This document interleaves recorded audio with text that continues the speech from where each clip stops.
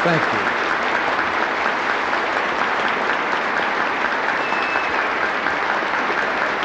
Thank you very much.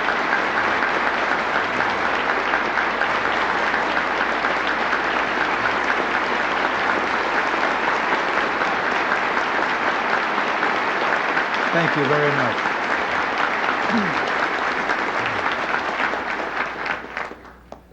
Thank you very much. And Reverend clergy all, Senator Hawkins, distinguished members of the Florida congressional delegation, and all of you, I can't tell you how you have warmed my heart with your welcome. I'm delighted to be here today. Those of you in the National Association of Evangelicals are known for your spiritual and humanitarian work, and I would be especially remiss if I didn't discharge right now one personal debt of gratitude. Thank you for your prayers. Nancy and I have felt their presence many times in many ways. And believe me, for us, they've made all the difference. The other day, in the East Room of the White House at a meeting there, someone asked me whether I was aware of all the people out there who were praying for the president. And I had to say, yes, I am. I've felt it. I believe in intercessionary prayer. But I couldn't help but say to that questioner after he'd asked the question that, or at least say to them that if sometimes when he was praying he got a busy signal, it was just me in there ahead of him.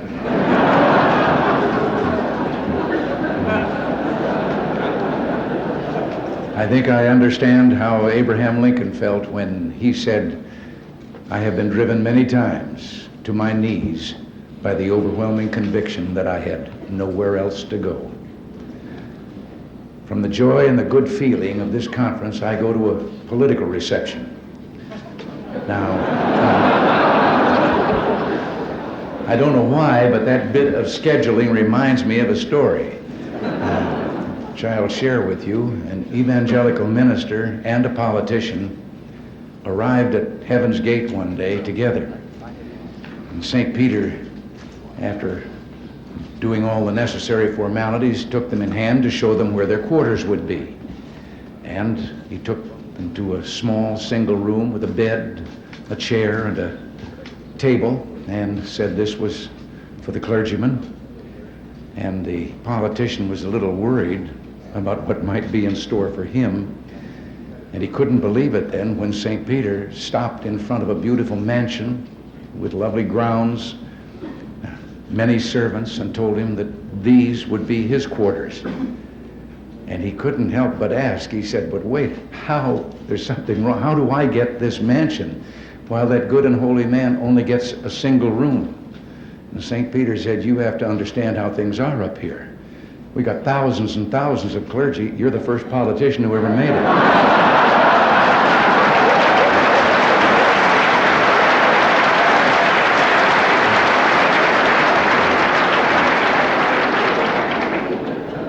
But I don't want to contribute to a stereotype. So I tell you, there are a great many God-fearing, dedicated, noble men and women in public life, present company included. And yes, we need your help to keep us ever mindful of the ideas and the principles that brought us into the public arena in the first place. The basis of those ideals and principles is a commitment to freedom, personal liberty, that itself is grounded in the much deeper realization that freedom prospers only where the blessings of God are avidly sought and humbly accepted. The American experiment in democracy rests on this insight. Its discovery was the great triumph of our founding fathers, voiced by William Penn, when he said, "If we will not be governed by God, we must be governed by tyrants." Explaining the inalienable rights of men, Jefferson said, "The God who gave us life gave us liberty at the same time." And it was George Washington who said that of all the dispositions and habits which lead to political prosperity, religion and morality are indispensable supports. And finally, that shrewdest of all observers of American democracy, Alexis de Tocqueville, put it eloquently after he had gone on a search for the secret of America's greatness and genius. And he said, "Not until I went into the churches of America and heard her pulpits aflame with righteousness did I understand the greatness and the genius of America." America is good. And if America ever ceases to be good, America will cease to be great. Well, I'm pleased to...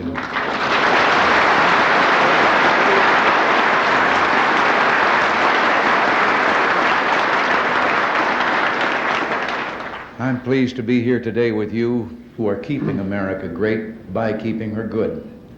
Only through your work and prayers, and those of millions of others, can we hope to survive this perilous century and keep alive this experiment in liberty, this last best hope of man.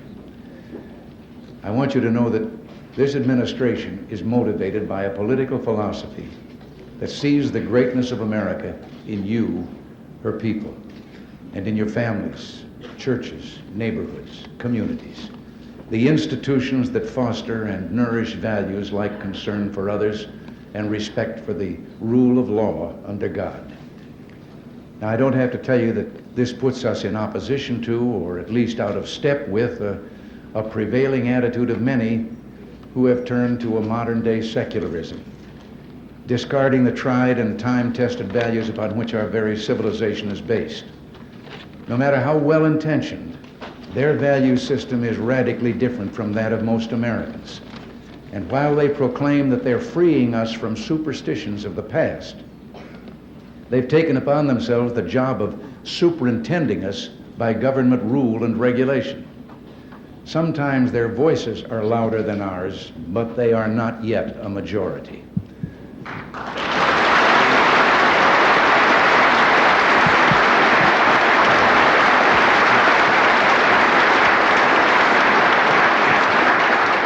An example of that vocal superiority is evident in the controversy now going on in Washington. Since I've been involved, I've been waiting to hear from the parents of young America. How far are they willing to go in giving to government their prerogatives as parents? Let me state the case as briefly and simply as I can. An organization of citizens sincerely motivated, deeply concerned about the increase in illegitimate births and abortions involving girls well below the age of consent, some time ago established a nationwide network of clinics to offer help to these girls and hopefully alleviate this situation. Now again, let me say, I do not fault their intent. However, in their well-intentioned effort, these clinics have decided to provide advice and birth control drugs and devices to underage girls without the knowledge of their parents. For some years now, the federal government has helped with funds to subsidize these clinics. In providing for this, the Congress decreed that every effort would be made to maximize parental participation. Nevertheless, the drugs and devices are prescribed without getting parental consent or giving notification after they've done so.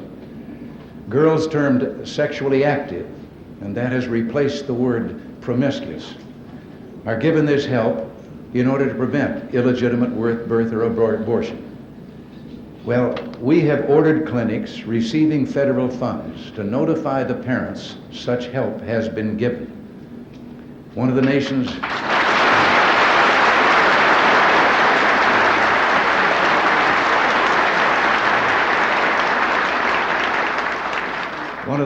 leading newspapers has created the term squeal rule in editorializing against us for doing this, and we're being criticized for violating the privacy of young people. A judge has recently granted an injunction against an enforcement of our rule. I've watched TV panel shows discuss this issue, seen columnists pontificating on our error, but no one seems to mention morality as playing a part in the subject of sex.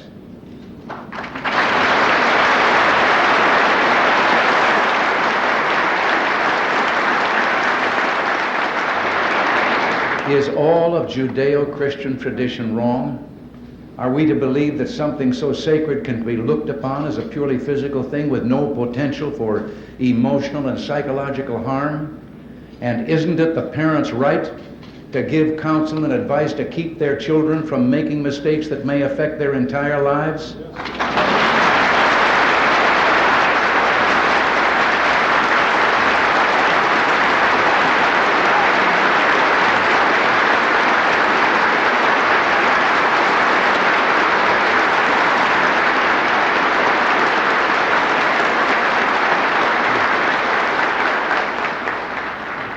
Many of us in government would like to know what parents think about this intrusion in their family by government. We're going to fight in the courts. The right of parents and the rights of family take precedence over those of Washington-based bureaucrats and social engineers.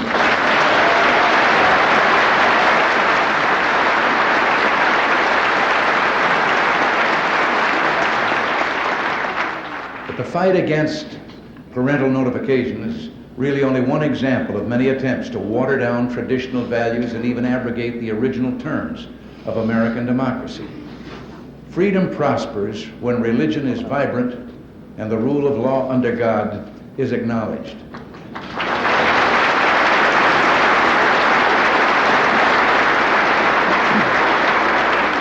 When our founding fathers passed the First Amendment, they sought to protect churches from government interference. They never intended to construct a wall of hostility between government and the concept of religious belief itself.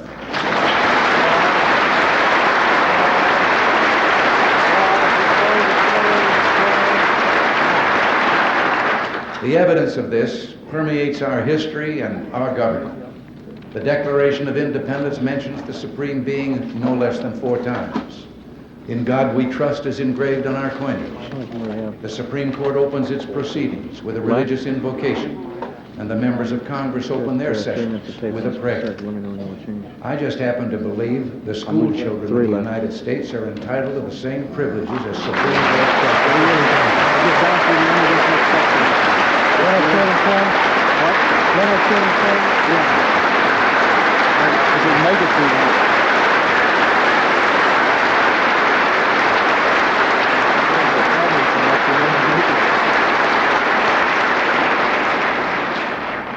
Last year, I sent to Congress a constitutional amendment to restore prayer to public schools. So we'll make that. Already this session, there's growing bipartisan support for the amendment, and I am calling on the Congress to act speedily to pass it and to let our children pray.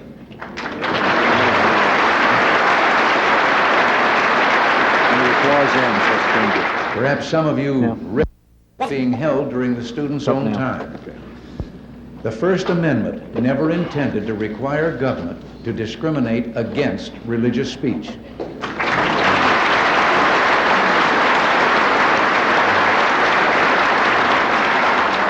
Senators Denton and Hatfield have proposed legislation in the Congress on the whole question of prohibiting discrimination against religious forms of student speech. Such legislation could go far to restore freedom of religious speech for public school students. And I hope the Congress considers these bills quickly, and with your help, I think it's possible we could also get the constitutional amendment through the Congress this year.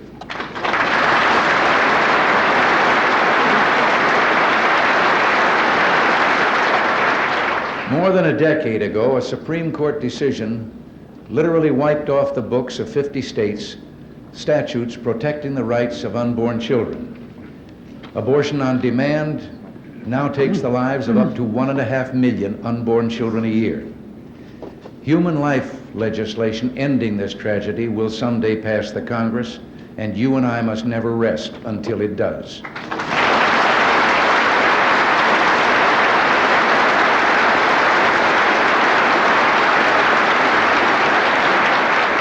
Unless and until it can be proven that the unborn child is not a living entity, then its right to life, liberty, and the pursuit of happiness must be protected.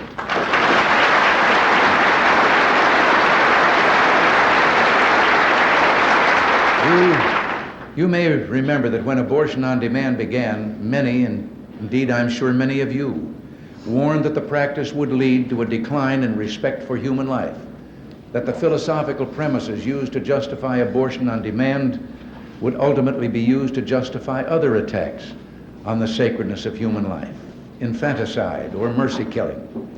Tragically enough, those warnings proved all too true. Only last year, a court permitted the death by starvation of a handicapped infant. I have directed the Health and Human Services Department to make clear to every health care facility in the United States that the Rehabilitation Act of 1973 protects all handicapped persons against discrimination based on handicaps, including infants.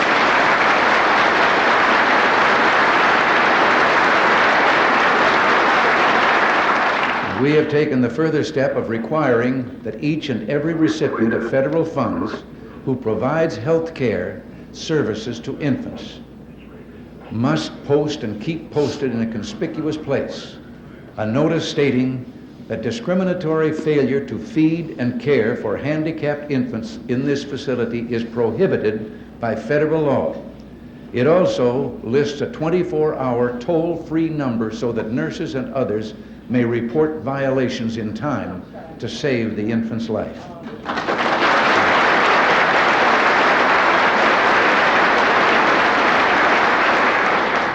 In addition, recent legislation introduced in the Congress by Representative Henry Hyde of Illinois not only increases restrictions on publicly financed abortions, it also addresses this whole problem of infanticide. I urge the Congress to begin hearings and to adopt legislation that will protect the right of life to all children, including the disabled or handicapped. Now, I'm sure that you must get discouraged at times, but you've done better than you know, perhaps. There's a great spiritual awakening in America.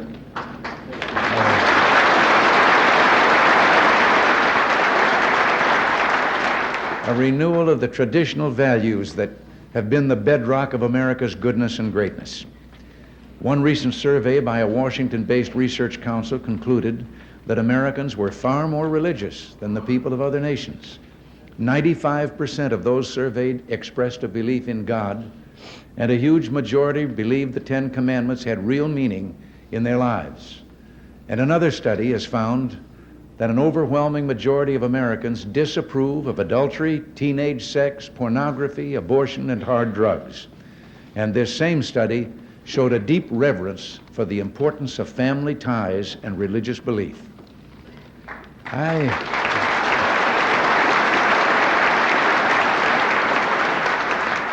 I think the items that we've discussed here today must be a key part of the nation's political agenda.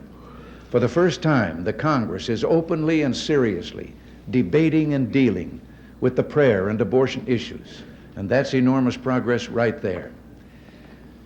I repeat, America is in the midst of a spiritual awakening and a moral renewal, and with your biblical keynote, I say today, yes, let justice roll on like a river, righteousness like a never-failing stream.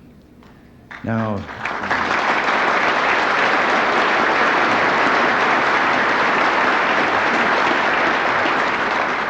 obviously, much of this new political and social consensus I've talked about is based on a positive view of American history, one that takes pride in our country's accomplishments and record.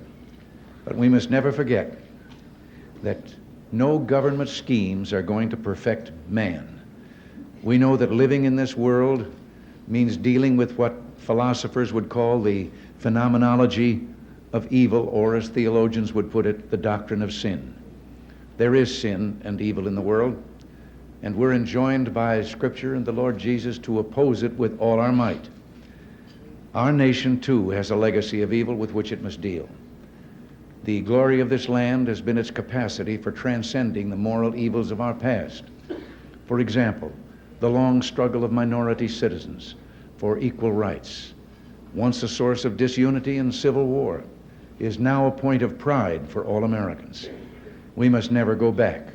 There is no room for racism, anti-Semitism, or other forms of ethnic and racial hatred in this country.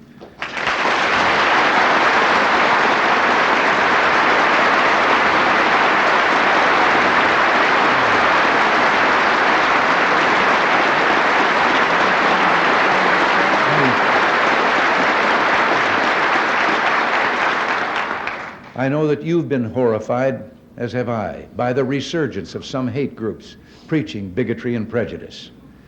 Use the mighty voice of your pulpits and the powerful standing of your churches to denounce and isolate these hate groups in our midst. The commandment given us is clear and simple. Thou shalt love thy neighbor as thyself.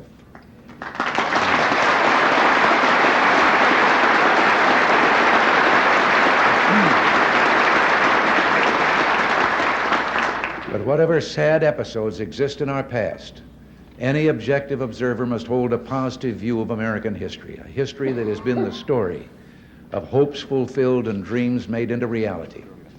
Especially in this century, America has kept alight the torch of freedom, but not just for ourselves, but for millions of others around the world.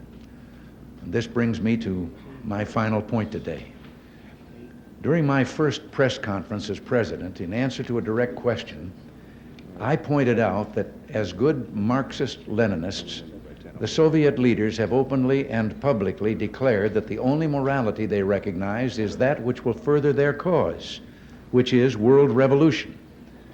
I think I should point out I was only quoting Lenin, their guiding spirit, who said in 1920 that they repudiate all morality that proceeds from supernatural ideas, that's their name for religion, or ideas that are outside class conceptions. Morality is entirely subordinate to the interests of class war, and everything is moral that is necessary for the annihilation of the old exploiting social order and for uniting the proletariat. Well, I think the refusal of many influential people to accept this elementary fact of Soviet doctrine illustrates an historical reluctance to see totalitarian powers for what they are. We saw this phenomenon in the 1930s. We see it too often today. This doesn't mean we should isolate ourselves and refuse to seek an understanding with them. I intend to do everything I can to persuade them of our peaceful intent, to remind them that it was the West that refused to use its nuclear monopoly in the 40s and 50s for territorial gain, and which now proposes 50% cut in strategic ballistic missiles and the elimination of an entire class of land-based intermediate-range nuclear missiles.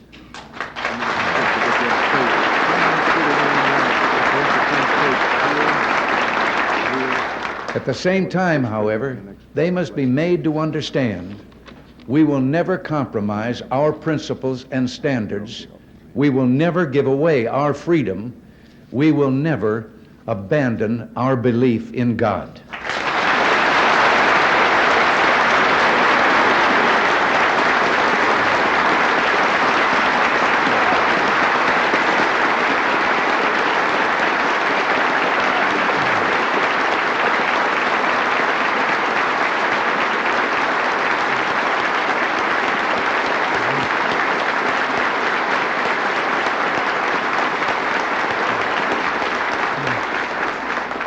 And we will never stop searching for a genuine peace. But we can assure none of these things America stands for through the so-called nuclear freeze solutions proposed by some. The truth is that a freeze now would be a very dangerous fraud, for that is merely the illusion of peace. The reality is that we must find peace through strength. I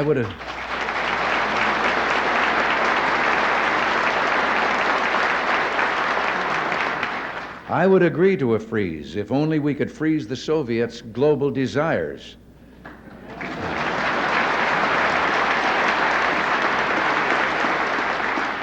A freeze at current levels of weapons would remove any incentive for the Soviets to negotiate seriously in Geneva and virtually end our chances to achieve the major arms reductions which we have proposed.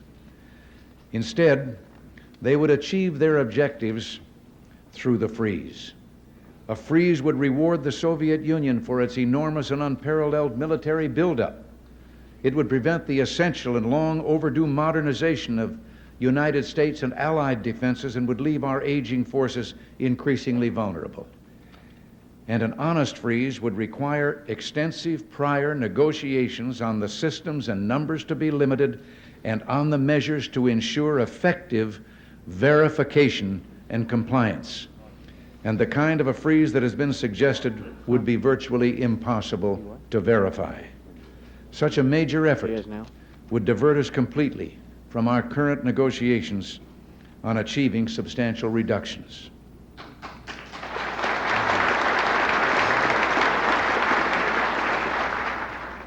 A number of years ago, I heard a young father, a very prominent young man in the entertainment world, addressing a tremendous gathering in California.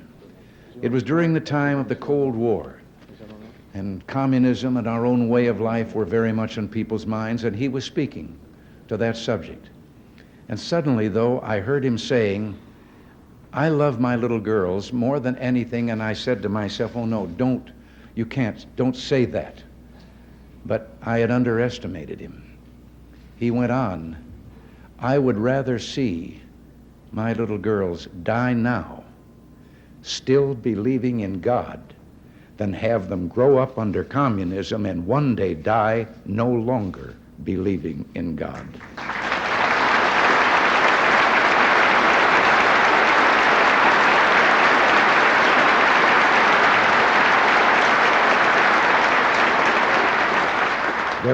There were thousands of young people in that audience. They came to their feet with shouts of joy. They had instantly recognized the profound truth in what he had said with regard to the physical and the soul and what was truly important. Yes, let us pray for the salvation of all of those who live in that totalitarian darkness. Pray they will discover the joy of knowing God. But until they do, let us be aware that while they preach the supremacy of the state, declare its omnipotence over individual man, and predict its eventual domination of all peoples on the earth, they are the focus of evil in the modern world. It was C.S. Lewis who, in his unforgettable Screwtape letters, wrote, "The greatest evil is not done now in those sordid dens of crime that Dickens loved to paint.